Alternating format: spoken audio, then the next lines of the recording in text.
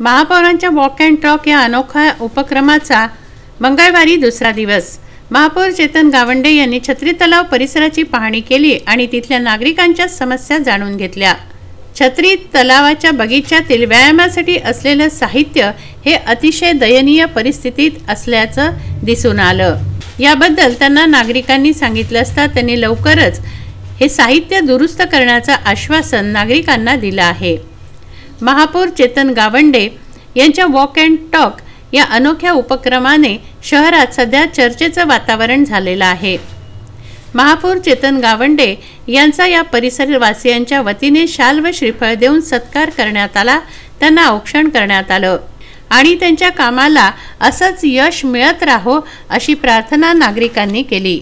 महापौरांच्या या उपक्रमाबद्दल नागरिकांकडून त्यांचं कौतुक केलं जात आहे।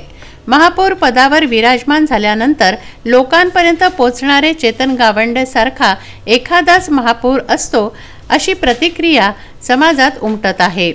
महापौरांच्या या उपक्रमाने शहरातील समस्या सुटतील अशी आशा अमरावतीकरांना आहे। महापौर चेतन गावंडे हे पूर्वी मनपा शिक्षण विषय समिती सभापती होते, तेव्हाही त्यांनी या समितीमध्ये राहून स्तुत्य असे उपक्रम राबवले, शाळा डिजिटल केल्या आणि शिक्षणामध्ये महानगरपालिकेच्या वतीनं पुढील पाऊल टाकलं। Walk and talk with me हा कार्यक्रम घेतला।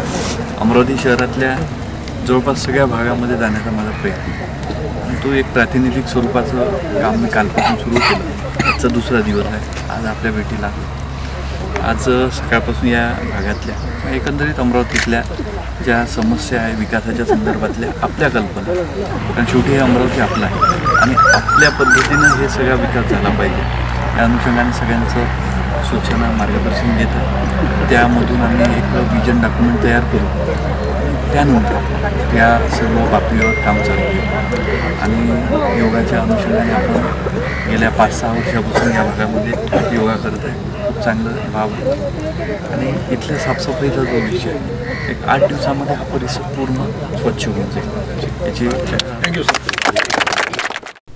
राहुल टेकाडे, विदर्भ न्यूज, अमरावती।